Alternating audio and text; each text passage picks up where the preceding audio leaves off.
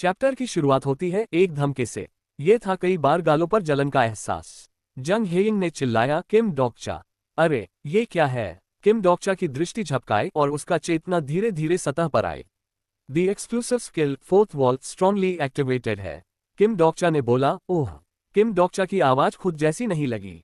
ये सिर्फ एक पल था, लेकिन ऐसा लगा जैसे वह किसी दूसरे अस्तित्व बन गया था और वापस आ गया। उसके पूरे शरीर में भयानक एहसास बाकी था।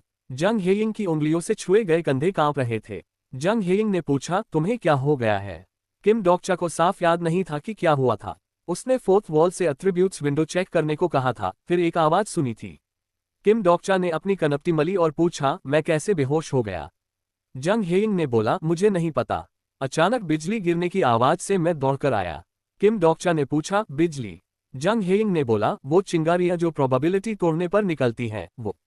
किम डोकचा ने पूछा, क्या वो बिजली की तरह गिरी? जंग हेयिंग ने सिर हिलाया। जंग हेयिंग ने बोला, मैंने इतनी बड़ी कभी नहीं देखी। किम डोकचा का कोट और कपड़े काले पड़ गए थे। ऑटोमेटिक रेस्टोरेशन फंक्शन वाला कोट इस तरह क्षतिग्रस्त हो गया था, विश्वास नहीं हो रहा था। ऑफिस की छत मीटेराइट से टकराई हुई लग रही थी। जंग हेयिंग ने पूछा, तुम ठीक हो? किम डोकचा ने बोला, मैं ठीक हूँ, बिल्कुल ठीक हूँ। बल्कि किम डोकचा को हल्कापन महसूस हो रहा था। यह असंभव था। उसका शरीर इस तरह जला था, लेकिन उसका मन साफ था। उसकी कहानियों की शक्ति और भरी हुई लग रही थी। The effect of the exclusive skill reading comprehension ने अंडरस्टैंडिंग बढ़ा दी है। किम डोकचा ने संदेश देखा और एक पुरानी याद आई। हाँ, उसने निश्चित रूप से ऐसा संदेश देखा था। Your understanding of the character Kim Dokja has increased. ये संदेश किम डोकचा को कैरेक्टर कह रहा था। ऐसा पहले कभी नहीं हुआ था। उसके सीने के एक कोने में ठंडी ऊर्जा भर गई। किम डोकचा ने कैरेक्टर्स की मौजूदगी कई बार देखी थी। वे ओरिजिनल नॉवल के बाहर से आए थे, लेकिन अंत में ओरिजिनल से घुल मिल गए थे। ज्यादातर वे थे जो नॉवल पढ़ना बंद कर देते थे। किम डोकचा ने अर्जेंटली एट्रीब्यूट्स विंडो समन किया। एट्रीब्यूट्स विंडो, लेकिन एट्रीब्यूट्स विंडो आसानी से नहीं खुला। वजह साफ थी, द फोर्थ वॉल तुम्हें देख रहा है। किम डोकचा को पसीना आने लगा। किम डोकचा ने 15 सेकंड देखा। किम डोकचा ने मन में बोला, माफ करना, सच में। कितना समय बीत गया पता नहीं। वास्तव में एट्रीब्यूट्स विंडो देखने के लिए 10 या 15 सेकंड बहुत कम समय था। अभी मैं तुम्हें नहीं देखूंगा। किम डोकचा ने मन में बोला, रुको, एक बात पूछनी है। किम डोकचा ने गायब होने से पहले फोर्थ वॉल को पकड़ा। किम डोकचा ने मन में पूछा, उस दीवार के पीछे आखिर क्या है? ये धुंधली याद थी, लेकिन किम डोकचा को बेहोश होने से पहले निश्चित रूप से कुछ दिखा था। वह थोड़ा करीब देखा था और लग रहा था कि वह किसी से बात कर रहा था। वहां साफ साफ कुछ छायाएं थीं। नींद आ रही है। फिर फोर्थ वॉल सो गया। फंक्शन अभी भी काम कर रहा था, लेकिन चेतना बंद हो गई। कमबख्त, you have acquired a new story. The story looked into the abyss प्राप्त हो गई है। इस स्टोरी का कोई रेटिंग नहीं है। किम डोकचा ने हवा में संदेशों को खाली आंखों से देखा। Looked into the abyss. Kim Dokja को ओरिजिनल नॉवल से इस स्टोरी की जानकारी थी। वह गूज़बम्स रोक नहीं पाया। बिना रोक के सवाल उसके दिमाग में उमड़ आए। यहाँ ये स्टोरी क्यों मिली? इस स्टोरी और कैरेक्टर कहलाने का क्या संबंध था? क्या किम डोकचा अब कैरेक्टर था या अभी भी रीडर? किम डोकचा, क्या वह अभी भी फ्यूचर बदल सकता था? जंग हेयिंग ने बोला, किम डोकचा। जंग हेयिंग भावुक आंखों से किम डोकचा को घूर रहा था। काश किम डोकचा की सिचुएशन जंग हेयिंग की आंखों जितनी साफ होती। अगर वह खुद को इन आंखों की तरह पढ़ पाता। इस पल किम डोकचा के दिमाग में चमक हुई। अगर ओमनिसिएंट रीडर्स व्यू पॉइंट खुद पर यूज करूं। किम डोकचा ने पहले कभी ऐसा नहीं सोचा था। उसके अंदर निश्चित रूप से कुछ छिपा था जो उसे पता नहीं था। पता नहीं ऑथर ने छोड़ा था या दुनिया बदलने की प्रक्रिया में नेचुरली घुस गया था। साफ बात यह थी कि उसे पता लगाना था कि वह क्या है। लेकिन किम डोकचा ओमनिसिएंट रीडर्स व्यू पॉइंट यूज करने में हिचकिचाया। क्या यह इससे पता चल जाएगा? सबसे पहले ओमनिसिएंट रीडर्स व्यू पॉइंट टारगेट के थॉट्स और मूवमेंट्स पढ़ने की स्किल थी। बिह्योन ने बोला, किम डोकचा, तुम ठीक हो? डोकाएबी के सामने तैरते देख किम डोकचा ने विचारों के दलदल से बाहर निकला। किम डोकचा ने बोला, बिह्योन। किम डोकचा ने बिह्योन को स्टूपर्ड एक्सप्रेशन से देखा। क्या उसने पहले जाने की बात नहीं कही थी? बिह्योन हकलाने लगा। बिह्योन ने बोला, अचानक स्टॉर्म के बाद। वह बिजी होने की बात कर रहा था, लेकिन आसपास ऑब्जर्व कर रहा था। वैसे भी वह स्नीकी फेलो था। किम डोकचा उस पर भरोसा नहीं कर सकता था। बिह्योन ने बोला, गलत मत समझना। मैं वापस आ गया था, कुछ बताना भूल गया। किम डोकचा ने काम आंखों से डोकाएबी से बात की। जंग हेयिंग रैबिट जैसी डरी आंखों से यहां देख रहा था। किम डोकचा ने जेंटल जेस्चर से उसके कंधे पर थपथपाया और बिह्योन से पूछा। किम डोकचा ने पूछा, क्या बात छिपा रहे हो? बिह्योन ने बोला, जैसा तुम जानते हो, डेमन किंग सिलेक्शन बहुत बड़ा इवेंट होगा। ये पहले से एक्सपेक्टेड था। गोमे एसोसिएशन में जो हुआ कॉन्स्टलेशंस के बीच फैल रहा होगा। वहां मौजूद कुछ निश्चित रूप से डेमन किंग सिलेक्शन में भाग लेंगे। बिह्योन ने बोला, ये सिर्फ बड़ा नहीं हो रहा, ब्रॉडकास्टिंग राइट्स पर भी लड़ाई हो रही है। तुम्हें एक्सपेक्टेड होगा, लेकिन डेमन रेल्म में सिर्फ मैं ही नहीं भेजा गया। किम डोक्चा ने पूछा, तो? बिह्योन ने बोला, तुम्हें दूसरे डोकायबी के बारे में पता है?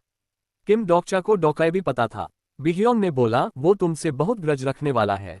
2 थे, लेकिन एक मुरीम में था तो एक बाकी था। किम डोक्चा ने बोला, डोकगक है। बिह्योन ने बोला, हाँ, डोकगक, जापानीज चैनल का डोकायबी जिसे किम डोक्चा और बिह्योन ने ह्यूमिलिएट किया था। उस समय लकी था, लेकिन अब अलग था। वेज ऑफ सर्वाइवल में उल्लिखित डोकायबीज में डोकगक चैनल मैनेजमेंट में आउटस्टैंडिंग था। अगर उसे डेमन किंग सिलेक्शन लीड करने वाले डोकायबीज में चुना गया तो फ्यूचर शेड्यूल कभी स्मूथ नहीं चलेगा। बिह्योन ने बोला, वैसे भी सावधान रहना। चैनल मैनेजमेंट अच्छा है तो 1 मिनट रुको, तुम्हारा डोकायबी कहाँ है? किम डोक्चा ने पूछा। डोकायबी? सोचकर देखा, किम डोक्चा को बहुत अकेलापन महसूस हो रहा था। टूटी छत से आकाश के चमकते कॉन्स्टलेशंस दिख रहे थे। अजीब था, शायद चैनल ब्लॉक करने का ऑर्डर दिया था, लेकिन कंप्लेंट्स सुननी चाहिए थी। फिर भी कोई मैसेजेस नहीं आए। किम डोक्चा ने बोला, बिह्यू। किम डोक्चा ने अनीजी हाथ से नाम पुकारा। बिह्यू प्रकट नहीं हुई। पहले लगा कि फिर सो रही है, लेकिन मिनट बीत गए, बिह्यू नहीं आई। ओमिनस प्रेमोनिशन ने मारा, कहीं। किम डोक्चा ने चिल्लाया, बिह्यू। बिह्यू गायब हो चुकी थी। A new constellation #BI-90594 channel में प्रवेश कर चुका है। The constellation bald general of justice तुम्हारे रिटर्न से बहुत मूव्ड है। The constellation maritime war God मुस्कुराते हुए तुम्हारा स्वागत कर रहा है। कई कॉन्स्टलेशंस तुम्हारे रिटर्न का स्वागत कर रहे हैं। किम डोक्चा बिह्योन के चैनल में प्रवेश किया और फेमिलियर नेम्स ने अभिवादन किया। चियर्स के बैप्टिज्म के बावजूद किम डोक्चा खुश नहीं हो सका। The constellation demon king of salvation Dokkaebi बिह्यू के वेयरअबाउट्स पूछ रहा है। कुछ कॉन्स्टलेशंस ने तुरंत जवाब दिया। The constellation bald general of justice मुश्किल से सिर मल रहा है। The constellation king Hungmu the great खांसते हुए थंब और इंडेक्स फिंगर जोड़ रहा है। कुछ कॉन्स्टलेशंस कॉइन्स दो तो जवाब देने को तैयार हैं। कोरियन पेनिनसुला के कॉन्स्टलेशंस के पास कम पैसे थे। किम डोक्चा ने जेब में कॉइन्स टटोले। जंग हेइंग ने बोला, शायद स्टॉर्म में फंस गई। बिह्यू ब्यूरो से नहीं थी और ग्रेट स्टॉर्म से बचाने वाली माइटी स्टोरी नहीं थी। स्टॉर्म में बह जाने की पॉसिबिलिटी को रूल आउट नहीं कर सकते थे। लेकिन किम डोक्चा ने बोला, ऐसा नहीं हो सकता। कोई साइंस नहीं थे। ऐसा होता तो टेरिबल डेब्री दिखती, लेकिन बिह्यू के ट्रेसेस नहीं थे। ऐसा लग रहा था जैसे किसी ने बिह्यू की एग्जिस्टेंस पूरी तरह छीन ली हो। कौन था? किसने बिह्यू को ले लिया? बिह्योन ने नेल बाइटिंग बंद किया और ऊपर देखा। उनकी आंखें मिली और दोनों को सेम आइडिया आया। बिह्यू एकमात्र डोकायबी थी इंडिपेंडेंट चैनल वाली। बिह्योन ने बोला, फक, वो लोग हैं। किम डोक्चा ने बोला, वेनी पीपल। ओरिजिनल नॉवल की सेंटेंसेस किम डोक्चा के दिमाग में आईं। डोकायबीज के जुरिस्डिक्शन के बाहर एकमात्र सिनेरियो एरिया, ये डेमन रेल्म है। वेज ऑफ सर्वाइवल के अनुसार डेमन रेल्म वेनी पीपल का क्षेत्र था। ऐसे जोन में उन्होंने कंफर्म किया कि ब्यूरो का सदस्य न होने वाला डोकायबी था। सोल मेरी है। पहली मुलाकात में उसने डोकायबी एक पर कवर किया था। इंडिपेंडेंट चैनल का वैल्यू अभी कैलकुलेट नहीं हो सकता। डेमन रेल्म में जायंट स्टोरी इवेंट हो रहा था। वेनी पीपल अपनी इन्फ्लुएंस के क्षेत्र में कुछ मिस नहीं करते। उन्होंने निश्चित रूप से डेमन किंग सिलेक्शन के लिए चैनल चुरा लिया था। वेनी पीपल प्रोबेबिलिटी के रेजिस्टेंट थे, इसलिए किम डोक्चा अनकॉन्शियस होने और स्टॉर्म के दौरान वे व्यू ले सके। कमबख्त, इस समय क्यों? बिह्योन ने बोला, मुझे सौंप दो, मैं ढूंढ लूंगा। बिह्योन की आंखों में एंगर दिख रही थी। बिह्योन ने बोला, डोकायबीज का ऑनर दांव पर है। ब्यूरो की सदस्य न हो, लेकिन मैं ये देख नहीं सकता। अंधेरे में तेज कदमों की आवाज थी। बाट। बिह्यू केज में फंसी रो रही थी। बाट। बाएं गाल पर छोटा उभार वाला बूढ़ा अंधे रास्ते पर दौड़ रहा था। उसके अर्जेंट स्टेप्स में एक्साइटमेंट था। बूढ़ा बहुत अच्छे मूड में था। अब डोकायबीज का युग खत्म हो जाएगा। बूढ़ा सोचकर उत्साहित था कि वेनी पीपल को अपना अचीवमेंट दिखाएगा। हाल ही में एक कॉलीग डोकायबी पीटने की स्टोरी लेकर घमंड कर रहा था। अब बूढ़ा डोकायबी पीटने की स्टोरी नहीं, बल्कि डोकायबी खुद लाया था। बूढ़ा बिह्यू के केज को प्यार से थपथपाया। मेरी बच्ची, तुम पहली वेनी पर्सन होगी चैनल वाली। ये वेनी पीपल की लंबी इच्छा थी। डोकायबीज से स्टोरी का डोमिनेंस वापस लेना का स्ट्रीम। इस भयानक सिनेरियो के नरक से मैं स्लेव्स को आजाद करूंगा। बूढ़े के बाएं गाल का उभार बहुत फूल गया। उभार बिह्यू वाले केज को छूते उत्साहित होकर मचल रहा था। बियू डरी आंखों से उभार को देख रही थी और अर्जेंटली चारों ओर देख रही थी। मदद ढूंढ रही थी, लेकिन दुर्भाग्य से बियू को बचाने वाला कोई पर्सन वहां नहीं था। अरे, ठीक कहें तो ये पर्सन नहीं था। वो उभार हटा नहीं सकते।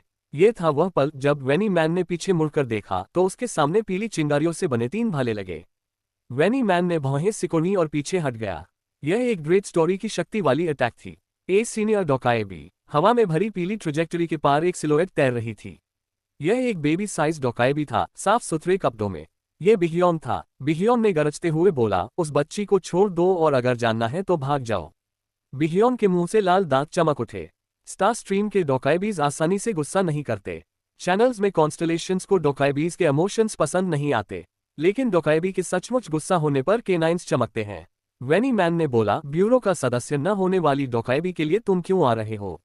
बिहियोन ने बोला, डोकाएबी होता है। वैनी मैन ने बोला, कितना फनी है। बिहियोन ने बोला, मैंने इस बच्ची को जन्म दिया है। पालना न चाहूं, लेकिन पेरेंट का फर्ज तो निभाना चाहिए। वैनी मैन ने हंसते हुए बोला, पेरेंट पेरेंट। यह एक महान हंसी थी और उसके गाल का उभार हिल रहा था। वैनी मैन ने बोला, डोकाएबी को कब से ह्यूमन एस्पेक्ट्स मिल गए? अगर ऐसा होता तो मेरे एंसेस्टर्स को दे देते। बिहियोन ने बोला, सॉरी, उस समय तो मैं पैदा भी नहीं हुआ था। वैनी मैन ने बोला, तो हमारी सफरिंग का कॉम्पेंसेशन कौन देगा? वैनी मैन की एक आंख, जो फॉग से छिपी थी, दिखाई दी। ये ग्रेट डीमंस आई था।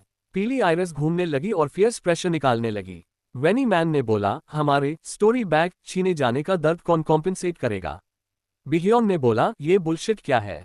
मुझे वो स्टोरी पता है, लेकिन हमने स्टोरी बैग वापस दे दिया था। डबल तक सिचुएशन बिगड़ गई और बिहियोन का चेहरा सख्त होने लगा। उसे उम्मीद नहीं थी कि वैनी मैन लड़ने की कोशिश करेगा। बिहियोन ने बिग अपीयरेंस किया था, लेकिन ये पहली बार था जब वह वैनी पर्सन से लड़ रहा था। ये चैप्टर यही खत्म होता है। बाय।